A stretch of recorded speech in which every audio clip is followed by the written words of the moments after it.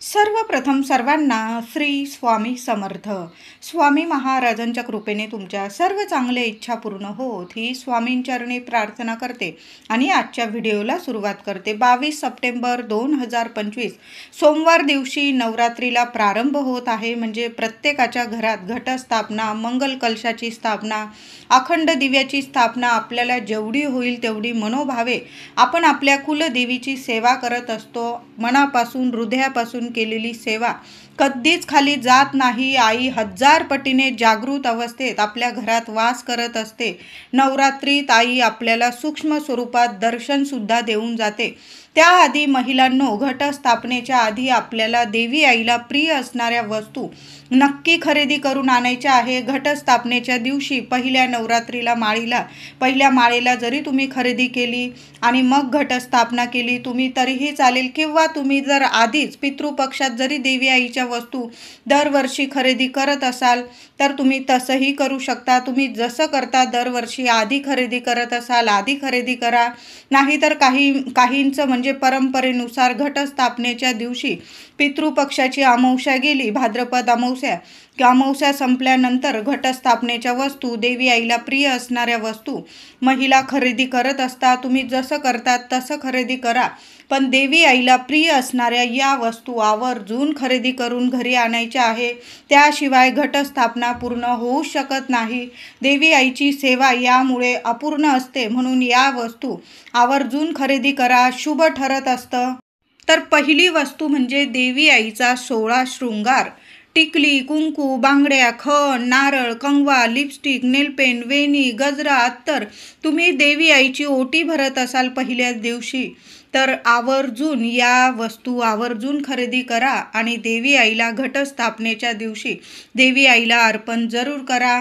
खण, नारळ किंवा ज्या 16 शृंगाराच्या वस्तू असतात, नंतर त्या वस्तू तुम्ही स्वतः जरी वापरल्या ना महिलांनो, 9-10 दिवस म्हणजे यावर्षी तर 11व्या दिवशी दसरा आलेला आहे 2 ऑक्टोबरला, तर घटस्थापनेच्या दिवशी या 16 शृंगाराच्या वस्तू देवी आईच्या चरणी अर्पण कराव्या आणि मग नंतर आपण दसऱ्याच्या दिवशी त्या वस्तू तुम्ही स्वतः जरी वापरल्या किंवा एखाद्या देवी मंदिरात ठेवून या. मी तर म्हणते तुम्ही घरातल्याच व्यक्तींनी, तुमच्या मुली असतील किंवा तुम्ही असाल, देवी आईचा आशीर्वाद असतो. 9 दिवस आपण घटस्थापनेच्या इथं देवी आईजवळ त्या वस्तू देवी आईला अर्पण करतो. देवी आईचं विसर्जन झाल्यानंतर त्या वस्तू देवी आईचा आशीर्वाद म्हणून आपण वर्षभर त्या वस्तू वापरल्या, आपल्या सुख सौभाग्यात सुद्धा वाढ होत असते. मुलींना देऊ शकता, तुम्ही स्वतः वापरू शकतात त्या वस्तू. तर आवर्जून 16 शृंगाराच्या वस्तू मी जेवढ्या सांगितल्या, तुम्हाला त्याहून जास्त आठवत असतील तर देवी आईसाठी आठवणीने 16 शृंगाराच्या वस्तू ज्या तुम्ही दरवर्षी घेत असाल ना, तर नक्की आणा आणि घटस्थापना करताना देवी आईला नक्की अर्पण करा. त्याचबरोबर महिलांनो, घटस्थापनेच्या पहिल्याच दिवशी एक वडाचं पान आणून ते स्वच्छ धुवून घ्यायचं आहे, पुसून घ्यायचं आहे आणि त्यावर हळदी कुंकवाने एक स्वस्तिक काढून तुम्ही घट बसवलेले असतील, मंगल कलश स्थापन केलेला असेल किंवा अखंड दिवा लावलेला असेल, तिथं तुम्हाला अर्पण करायचं आहे. कुलदेवीचं नामस्मरण करायचं आणि ते पान तिथं अर्पण करायचं आहे. रोज 9 दिवस त्या पानाची हळदी कुंकू अक्षता वाहून पूजा करायची आहे. जरासं चुकलं तरी पण काही चिंता करू नका. पतीला, मुलांना प्रगतीचे मार्ग मिळतात, घरात भरभराट होते. देवी आईचा, कुलदेवी आईचा कृपा आशीर्वाद अखंड आपल्याला मिळत असतो. म्हणून आपल्याला पहिल्याच दिवशी घटस्थापनेच्या दिवशी एक वडाचं पान तुम्ही वडाच्या झाडावरून तोडून आणलं किंवा तिथं पडलेलं असेल, धुवून घ्या, पुसून घ्या आणि घटस्थापना झाल्यानंतर किंवा तुम्ही घटस्थापना करत नसाल, मंगल कलश भरत असाल, अखंड दिवा, तिथं देवी आईचं, कुळदेवीचं नाव घेऊन ते पान अर्पण करायचं आहे. 9 दिवस तिथून हलवू नका, तिथंच राहू द्या. त्याच्या खाली थोडीशी तांदळाची रास करा, त्यावर ते पान ठेवा. रोज 9 दिवस त्या पानाची पूजा करायची आहे. अखंड सुख सौभाग्य तुम्हाला प्राप्त होणारा हा उपाय, ही सेवा आहे. वडाचं पान कुलदेवीला खूप प्रिय आहे, म्हणून पहिल्याच दिवशी एक वडाचं पान जरूर घेऊन या आणि घटस्थापनेच्या इथं देवी आईला अर्पण जरूर करा. त्याचबरोबर नवरात्रीच्या पहिल्या दिवशी दक्षिणावर्ती शंख घेऊन यायचा आहे। दक्षिणावर्ती शंख देवी लक्ष्मीचे स्वरूप आहे आणि तो शंख आणून आपली घटस्थापना झालेली असेल किंवा देवघरात लक्ष्मी मातेची मूर्ती असेल, श्रीयंत्र तर भगवान श्री हरी विष्णू माता लक्ष्मीचे आसन आहे, तिथं तुम्ही श्री हरी विष्णूंना किमान 21 वेळा ओम नमो भगवते वासुदेवाय नमः, ओम नमो भगवते वासुदेवाय नमः या मंत्राचा 11 वेळा 21 वेळा मंत्र जपून माता लक्ष्मी समोर तो शंख तुम्हाला ठेवायचा आहे। आधी शंखाला अभिषेक करून घ्या, धुवून वगैरे घ्या। तुमच्याकडे आधीचाच असेल तर ठीक आहे, पण तुम्ही नवा कोरा शंख आणत असाल तर आधी स्वच्छ करा आणि मग तो शंख तुम्हाला देवघरात स्थापन करायचा आहे आणि रोज 9 दिवस त्या शंखाची पूजा करायची आहे। किंवा तुम्ही नेहमीसाठी जरी म्हणजे देवघरात स्थापन केला शंख, तुम्ही घेताना दक्षिणावर्ती शंख घ्यायचा आहे। तिथं भरपूर शंख असतात, विचारून घ्या, तुम्हाला खात्रीशीर आपल्याला दक्षिणावर्ती शंखच आणायचा आहे आणि त्या शंखाची रोज आपल्याला पूजा करायचा आहे। भगवान विष्णूंची ज्या घरात ही सेवा होते तिथे लक्ष्मी स्थिर स्वरूपात अखंड वास करत असते।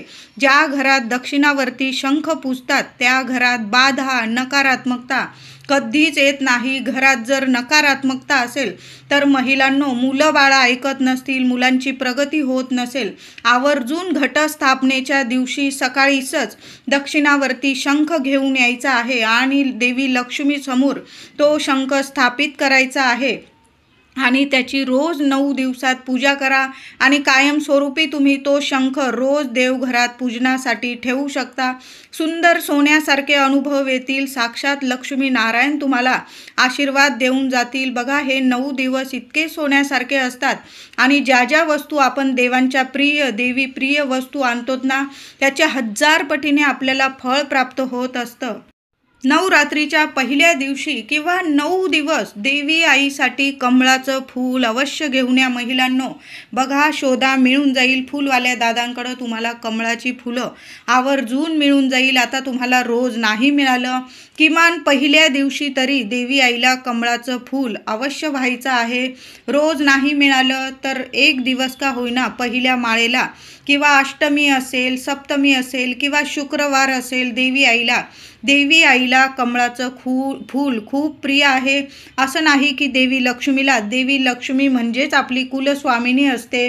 तुम्ही घटस्थापना केलेली असेल, मंगल कलश स्थापना, घरात देवी आईचा टाक असेल, मूर्ती असेल, फोटो असेल, देवी आईला आवर्जून एक का होईना कमळाचं फूल, तुम्हाला गुलाबी मिळो किंवा लालसर मिळो, पण देवी आईला कमळाचं फूल आवर्जून अर्पण करायचं आहे।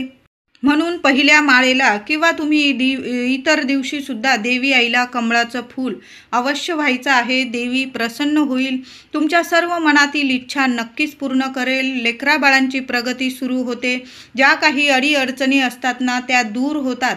देवी आई कमळाच्या फुलाने खूप प्रसन्न होते। त्याचबरोबर पिवळ्या कवड्या पहिल्याच माळेला महिलांनो आवर्जून आपण जेव्हा खरेदी करत असाल, घटस्थापनेच्या वस्तू वगैरे घेताना पूजेच्या साहित्याच्या दुकानात तुम्हाला मिळून जाईल। बघा, शोधा, मिळेल तुम्हाला पिवळ्या कवड्या।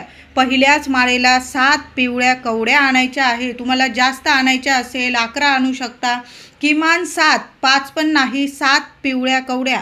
आणि तुमच्याकडे आधीच्या असतील तर अतिशय म्हणजे चांगली गोष्ट आहे, तुम्ही आधीच्या कवड्यासुद्धा धुवून वगैरे पहिल्या माळेला देवी आई समोर नक्की पूजा करा। नसतील तर पहिल्या माळेला अवश्य घेऊन यायच्या आहे। देवघरात घटाजवळ पिवळ्या कवड्यांची रोज पूजा करा।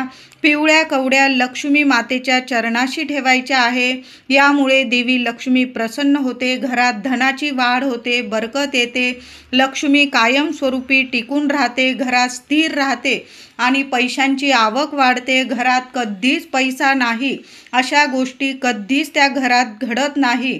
म्हणून पिवळ्या कवड्यांची सेवा लक्ष्मी मातेच्या चरणी या नवरात्रीत आवर्जून द्या। आधीच्या असतील तर धुवून चुवून तुम्ही दरवर्षी नेहमी जशी पूजा करता तशी पूजा करा, नसतील तर नक्की घेऊन या। नवरात्रीत देवीला लाल फुलं खूप प्रिय आहे. जास्वंदाची मिळाली जास्वंदाची अर्पण करा, गुलाबाची मिळाली तर गुलाबाची अर्पण करा. पण लाल फुलं, शेवंतीची मिळाली तुम्हाला, शेवंतीची लाल जांभळी फुलं असतील ती सुद्धा देवी आईला खूप प्रिय आहे. आणि त्यात जास्वंद, गुलाब, कमळ आणि शेवंती ही 4 फुलं तर देवी आईला खूप प्रिय आहे. या सेवेने सर्व कष्टातून आपली मुक्ती होते. आपण जे कष्ट घेतो ना, काही वेळा खूप मनुष्य कष्ट घेतो, त्याला हवं तसं फळ मिळत नाही. तर या नवरात्रीत देवी आईला जास्वंद असेल, गुलाब असेल, शेवंती असेल, जी लाल फुलं आहे ना, ती पहिल्या माळेपासून शेवटची म्हणजे नवरात्रीचे 9 दिवस जर तुम्ही अर्पण केले ना, तुमच्या कष्टाला 1000 पटीने फळ मिळायला लागेल. तुम्ही आज 500 कमवत आहात तर तुम्ही 5000 एका दिवसाला कमवायला लागाल. अशी देवी आई आपल्या घरात लक्ष्मी स्थिर राहते. म्हणून कष्टाला फळ मिळण्यासाठी नवरात्रीत देवीला लाल फुलं अवश्य अर्पण करायचं आहे. बघा, शोधा, मिळून जाईल. जास्वंद देवी आईला प्रिय आहे. गुलाब, शेवंती किंवा कमळाचं फूल देवी आईला आवर्जून अर्पण करा. या नवरात्री सरस्वती प्रिय किंवा श्री विष्णू प्रिय म्हणजे मोराचे पीस. सरस्वती मातेचे वाहन हे मोर आहे, म्हणून मोराचे पीस नवरात्रीत अवश्य घेऊन या.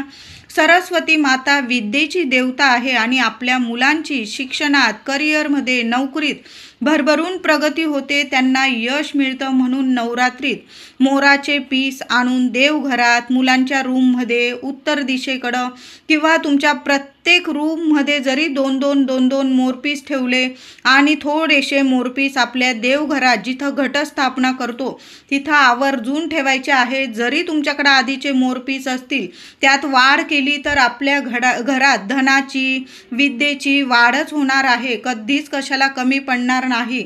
म्हणून श्री विष्णू प्रिय, सरस्वती मातेचे प्रिय म्हणजे मोराचे पीस अवश्य महिलांनो घेऊन या आणि आपल्या देवघरात सुद्धा ठेवा. मुलं जिथं अभ्यास करता, पहिल्याच माळेला आपल्या मुलांच्या अभ्यासाच्या खोलीत एक 4-5 मोराचे पीस किंवा जास्त नसतील 2 मोराचे पीस मुलांचं लक्ष जाईल. म्हणजे मुलं ज्या भिंतीकडं रोज जास्त म्हणजे त्यांचं लक्ष केंद्रित होतं त्या भिंतीला तरी मोराचे पीस आवर्जून लावून द्या किंवा ठेवून द्या. बघा, मुलांची इतकी प्रगती होईल, मुलांना यश मिळायला लागेल. प्रत्येक रूममध्ये जरी तुम्ही मोराचे पीस लावले, ठेवले, घरादाराची रात्रंदिवस प्रगती सुरू होईल. त्याचबरोबर मोर श्रीकृष्णांना, श्री विष्णूंच्या मोराचा पीस श्रीकृष्णांच्या, श्री हरी विष्णूंच्या डोक्यावर कायम असतो. ही सुद्धा श्री विष्णूंची सेवा आहे. त्यामुळे सुद्धा देवी लक्ष्मी प्रसन्न होते आणि आपलं दुःख, दारिद्र्य दूर करते. म्हणून मोराचे पीस आवर्जून लावा.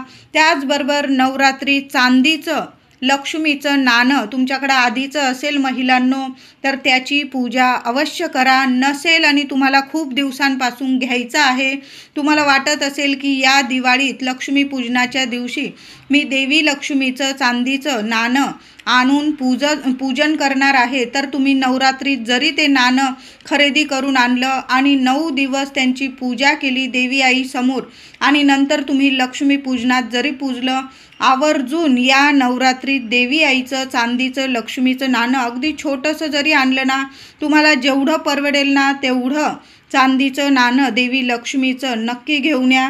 देवघरात पहिल्याच दिवशी पूजन करायचं आहे. या सेवेने घरात सुख समृद्धी वाढत असते, घरात कशाला कमी पडत नाही. नवरात्रीच्या पहिल्या दिवशी केळीचं पान अवश्य घेऊन या. तुम्ही जो देवांना फळांचा किंवा काही तुम्ही गोडाधोडाचा केलं असेल, तुम्ही फराळाला वगैरे, त्याचा नैवेद्य तुम्ही केळीच्या पानावर देवांना या दिवशी देवी आईला आवर्जून दाखवा केळीच्या पानावर. आणि जेव्हा तुम्ही घट बसवतात, घटस्थापना करता, टोपलीत खाली जरी तुम्ही केळीचं पान ठेवलं आणि त्यावर घटस्थापना केली, यामुळे देवीला खूप प्रसन्न करता येतं आपल्याला. म्हणून केळीचं पान पहिल्याच दिवशी आवर्जून घेऊन या. त्याचबरोबर नवरात्रीच्या पहिल्या दिवशी गोकर्णाची मुळं किंवा तुम्हाला शेंगा मिळाल्या तर आवर्जून आणा. फुलं मिळाली, मूळ मिळालं गोकर्णाचं, निळं गोकर्ण असू दे, पांढरं असू दे, गोकर्णाची फुलंसुद्धा माता गौरीला खूप प्रिय आहे. जशी महादेवांना प्रिय आहे तशीच गौरी मातेला, लक्ष्मी मातेला सुद्धा गोकर्णाची फुलं खूप प्रिय आहे. गोकर्णाचं मूळ मिळालं, मी म्हणत नाही की वेल लगेच उपटून टाका, त्याच्या शेंगा मिळाल्या, शेंगा घेऊन या 2-4 देवी आईजवळ, त्या शेंगांची पूजा करा आणि नंतर एखाद्या कुंडीत वगैरे त्या शेंगा लावल्या, तुम्ही त्याचा वेल उगवला, तुमच्या घरात बघा दिवस रात्र प्रगती होत राहील, भरभराट होत राहील. म्हणून तुम्हाला पहिल्याच दिवशी गोकर्णाची मुळं किंवा शेंगा जर मिळाल्या घटाजवळ नक्की पूजेत ठेवा. फुलं मिळाली देवी आईला अर्पण करा. नंतर त्या शेंगा 1-2 शेंगा तुम्ही तिजोरीत ठेवा. यामुळे लक्ष्मी माता प्रसन्न होते आणि देवी आई घरात कधीच कशाची कमी पडू देत नाही. तसेच तुम्हाला देवी आईला आसन आणायचं असेल, चांदीचं वगैरे आणायचं असेल, छत्र आणायचं असेल, बघा देवी आईचं आसन असतं, त्यावर छत्री वगैरे असते, पाट असतं, देवी आईच्या पादुका, देवी आईची लक्ष्मी मातेची मूर्ती, श्रीयंत्र. नवरात्रीच्या पहिल्याच दिवशी या देवी आईला प्रिय वस्तू नक्की खरेदी करून आणा. तुम्हाला चांदीच्या परवडत असतील तर चांदीच्या आणा, पंचधातूच्या आणल्या तरीही चालेल. नक्की खरेदी करून आणा. देवघरात घटाजवळ पूजा करायची आहे. तुम्ही बऱ्याच दिवसापासून वाट बघत आहात की मी घरी देवी लक्ष्मीची मूर्ती आणेल चांदीची, तर तुम्ही या नवरात्रीच्या पहिल्याच दिवशी घेऊन या आणि घटस्थापनेच्या दिवशी स्वतः जरी तुम्ही 16 वेळा किंवा 1 वेळा जरी श्री सूक्त पाठ केला आणि देवी आईला अभिषेक केला आणि तांदळाच्या राशीवर देवी आईच्या मूर्तीची स्थापना केली, तुम्ही घरच्या घरी सुद्धा देवी आईला अभिषेक करू शकता महिलांनो. आणि देवी आईची स्थापना तुम्ही अवश्य करा. बघा पहिल्या दिवशी केलेली स्थापना म्हणजे मूर्तीची स्थापना केली तर इतके शुभ परिणाम देऊन जाईल, घरात अखंड लक्ष्मी नांदेल तुम्हाला. म्हणून तुम्हाला देवी आईचं आसन आणायचं असेल, छत्री आणायची असेल, पाट, देवीच्या पादुका, देवी लक्ष्मीची मूर्ती, श्रीयंत्र, तर या दिवशी नवरात्रीच्या पहिल्याच दिवशी तुम्हाला घेऊन यायचं आहे. आपण जर नवरात्रीच्या पहिल्याच दिवशी देवी आईची चांदीची आसनं, आसनाला छत्र देवीसाठी खरेदी केली किंवा देवी लक्ष्मीची पावलं खरेदी केली, तुम्ही उंबरठ्यावर लावली महिलांनो, देवी आई कायम आपल्यावर कृपा छत्र ठेवते, कृपा आशीर्वाद देत राहते. त्या घरात कधीच म्हणजे धनधान्याला, सुख ऐश्वर्याला, पैसा बरकतीला कधीच कशाला कमी राहत नाही आणि कुठलंच देवी आई संकट आपल्यावर, आपल्या कुटुंबावर कधी येऊ देत नाही. कायम तिचं कृपा छत्र आपल्याला कायम मिळत राहतं. म्हणून या वस्तू पहिल्याच दिवशी नक्की खरेदी करून आणा. नवरात्रीच्या पहिल्याच दिवशी आंब्याची पानं महत्त्वाची आहे महिलांनो. काही नाही जमलं तुम्हाला पण पहिल्याच दिवशी आंब्याची पानं आणि झेंडूची फुलं घरी आणून देवी आईचा घट तुम्ही जिथं स्थापन करता त्या जागेला छान रांगोळी वगैरे काढून आणि तुम्हाला त्या आंब्याच्या पानांनी, झेंडूच्या तोरणांनी छान असं देवी आईला जिथं घटस्थापना करणार ती जागा छान सजवायची आहे. आणि आपलं दार, मुख्य दार सुद्धा या दिवशी महिलांनो आंब्याची पानं आणि झेंडूच्या फुलांनी छान असं छोटं का होईना तोरण बनवा किंवा तुम्ही बाहेरून विकत आणलं. आपल्या घराच्या मुख्य दाराला पहिल्याच दिवशी, आपण दसऱ्याला तर प्रत्येक जण लावतो, पण जेव्हा घरात घटस्थापना होते, साक्षात देवी आई आपल्या घरात आलेली आहे, 9 दिवस वास करणार आहे, म्हणून आपलं घर सुद्धा सुशोभित झालेलं, सकारात्मक झालेलं, पवित्र झालेलं देवी आईला खूप प्रिय आहे. तिथंच देवी आई स्वच्छता, जिथं प्रसन्नता, सकारात्मकता असते, आनंद असतो, तिथंच देवी आई खूप प्रसन्न मनाने वास करत असते आणि आपल्या सगळ्या इच्छा पूर्ण करत असते. म्हणून आवर्जून आंब्याची तोरणं आपल्या दाराला पहिल्याच दिवशी आवर्जून लावा. जरी तुम्ही दसऱ्याला लावाल पण पहिल्या दिवशी जरूर लावा. मग दसऱ्याच्या दिवशी पहिल्या दिवशी लावलेलं तोरण काढून विसर्जित करा. पुन्हा दसऱ्याला नवीन तोरण लावा, पण आवर्जून आंब्याची आणि झेंडूची तोरणं दाराला आणि जिथं घटस्थापना करत तिथं जरूर लावा. घटस्थापनेच्या दिवशी आपल्याला विड्याची पानं लागणार आहे. आपण विड्याची पानं सुद्धा आणणार आहोत. देवी आईला विड्याची पानं सुद्धा खूप प्रसन्न करतात. आपण मंगल कलश भरू, देवी आईचे टाक स्थापन करू. सगळ्या गोष्टींना आपल्याला विड्याची पानं सुद्धा लागणार आहे. तुम्ही 11 पानं, 21 पानं जास्त लागत असतील, जास्त विड्याची चांगली पानं बघून धुवून घ्या घरी आल्यावर आणि स्वच्छ देवी आईला म्हणजे तुम्ही मंगल कलश भरत असाल त्यात 5 पानं ठेवा. देवी आईच्या मूर्ती स्थापन करत असाल, टाक स्थापन करत असाल तर आवर्जून 2-2 विड्याची पानं आवर्जून वापरा. पहिला आपण गणपती बाप्पांची स्थापना करतो, देवांकडे आला पाहिजे अशा पद्धतीने त्यावर सुपारी 1 रुपया आणि सुपारी ठेवून आधी गणपती बाप्पांची स्थापना करा. म्हणून विड्याची पानं सुद्धा पहिल्या दिवशी आवर्जून आपल्याला खरेदी करायची आहे.